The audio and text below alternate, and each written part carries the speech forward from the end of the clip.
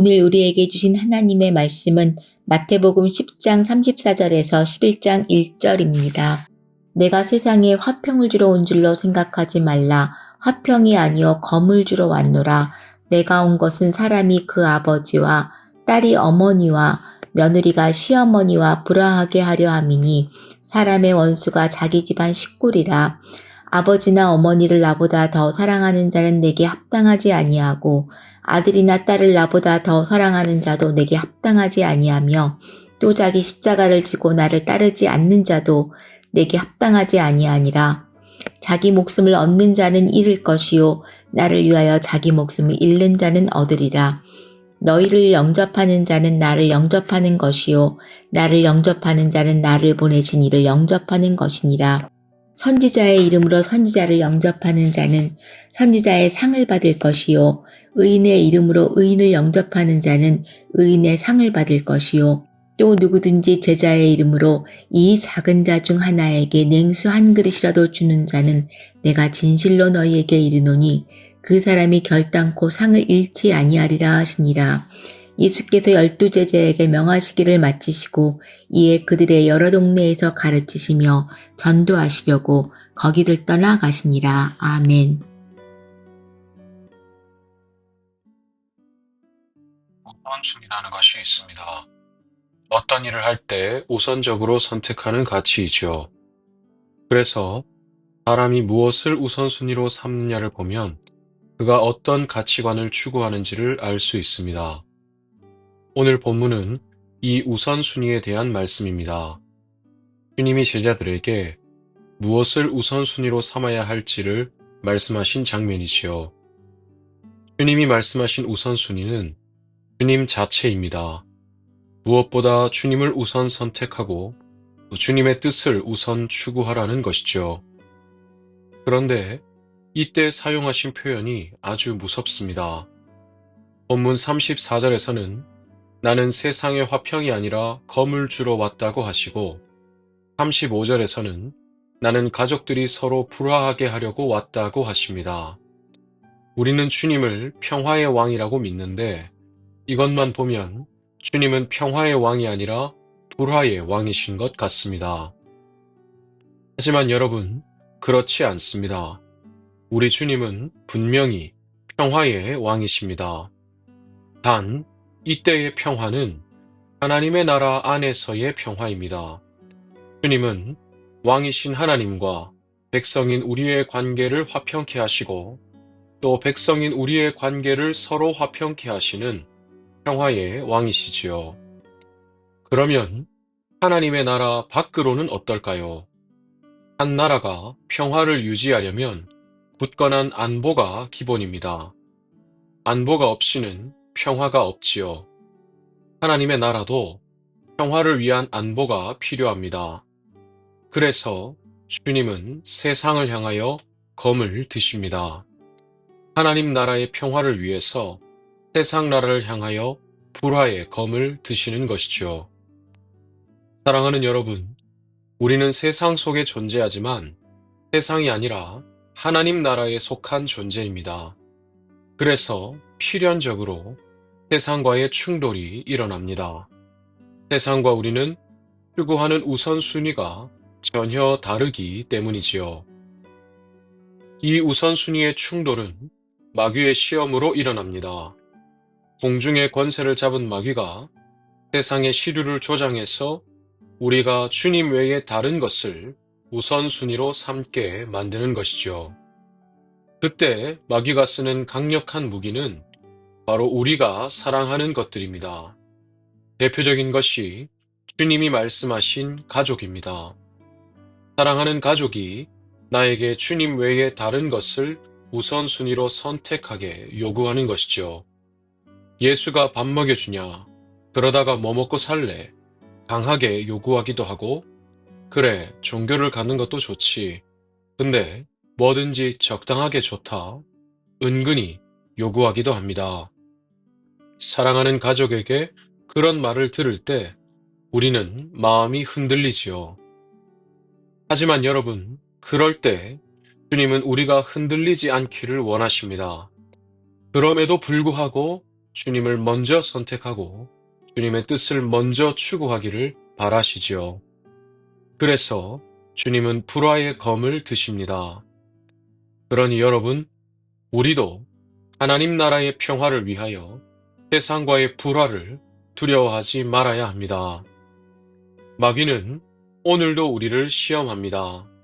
만약에 지금 나에게 주님보다 더 우선순위에 두고 있는 무언가가 있다면 그것이 마귀의 미혹의 도전임을 인식해야 합니다. 그리고 그 도전을 향해서 우리는 담대히 응전해야 합니다. 그것이 무엇이든지 주님보다 우선하는 것을 버리고 오직 주님을 선택해야 합니다. 마귀는 우리가 무엇을 우선순위로 삼는지 너무 잘 압니다. 누군가는 가족일 수도 있고, 누군가는 부와 명예, 누군가는 꿈과 야망일 수도 있지요. 하지만 그 모든 것 위에 최우선순위는 오직 주님이어야 합니다. 물론 그렇게 사는 것이 마냥 쉽지만은 않습니다. 내가 사랑하는 그 무엇과의 관계를 주님 앞에 내려놓아야 하기 때문이지요. 또 때로는 주님을 최우선순위로 삼다가 세상에게 질타와 조롱을 받기도 합니다. 그러다 보면 내가 무슨 부귀영화를 누리자고 이래야 하나, 나도 그냥 내 마음대로 살면 안 되나 싶은 생각이 내 안에 꿈틀거립니다. 그럴 때 우리가 생각할 것은 주님의 모습입니다. 주님은 하늘의 아버지의 뜻을 최우선순위로 삼으셨습니다. 하늘의 아버지의 뜻은 택하신 우리의 구원이었지요. 우리 모두가 주님의 우선순위였던 것입니다. 그래서 주님은 우리를 구원하시기 위해서 모든 것을 바치셨습니다. 세상의 천대와 십자가의 죽음도 마다하지 않으셨지요. 만약에 주님이 우리를 우선순위로 삼지 않으셨다면 우리는 지금도 죄와 사망의 저주 아래에서 살았으나 죽은 비참한 삶을 살고 있을 것입니다. 사랑하는 여러분, 우리는 이 은혜를 기억해야 합니다. 주님을 나의 우선순위로 삼기 위해서 내가 사랑하는 무언가를 내려놓기 힘들 때 나를 사랑하사 자기 자신도 내어주신 주님을 생각해야 합니다. 또 주님을 나의 우선순위로 삼다가 세상에게 조롱을 받는 것이 힘들 때 나를 사랑하사 세상의 천대와 십자가 죽음도 감당하신 주님을 생각해야 합니다. 주님이 나에게 그렇게 해주셨듯이 나도 주님을 최우선순위로 삼아야 합니다. 또 하나, 주님의 약속의 말씀을 기억해야 합니다. 오늘 본문 40절에서 주님은 제자들에게 너희를 영접하는 자는 나를 영접하는 것이라고 말씀하십니다. 이것은 우리에게 주님과 동등한 영광을 주신 것입니다. 주님을 우선순위로 삼으며 살아가는 우리를 누군가 선대한다면 주님이 그 사람이 나를 선대한 것으로 기억하겠다고 하신 것이죠. 심지어 42절에는 냉수 한 그릇이라도 너희에게 대접하는 사람은 내가 반드시 그에게 상을 주겠다고 약속하십니다. 이 약속을 기억하면 우리 마음에 큰 위로와 힘이 생깁니다.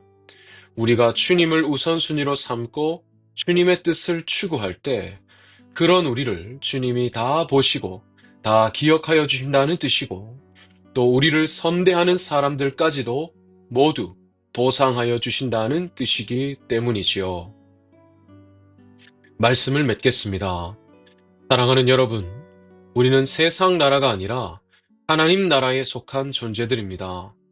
그러니 우리가 추구할 우선순위는 세상의 우선순위와 결코 같을 수가 없습니다. 세상이 뭐라고 말하든지 우리의 최우선순위는 오직 주님이십니다. 따라서 우리는 세상과의 불화를 피할 수가 없습니다.